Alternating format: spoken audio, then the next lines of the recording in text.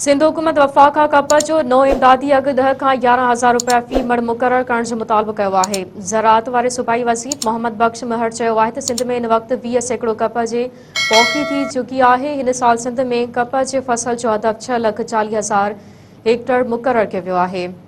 सूबाई वज़ीर चयो आहे त फसल जो मुनासिब अघु न मिलण सबबि अक्सर आबादकार कप जी पोख नथा कनि, जंहिं सबबि सिंध जा हारी सख़्त परेशानी जो शिकार आहिनि।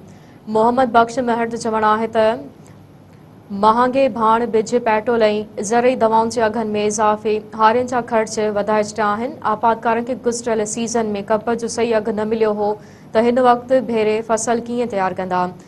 हुन चयो आहे त हारी खे सुठो अघु मिलंदो त कप पोखींदो। कुझु मुल्क जी टेक्सटाइल सनत जी ज़रूरत आहे। ज़राअत वारे वज़ीर वधीक चयो आहे त अर्ली ख़रीफ़ जे मौसम में सिंध खे हिसे जो पाणी न मिलियो त कप ऐं चांवरनि समेत ज़रई जिन्सनि जा फसल घटि थियण जो अंदेशो आहे। एडसा जे 3 रुखी फॉर्मूले तहत सिंध खे पाणी ॾियण वारे फ़ैसिले खे रद्द कयूं था।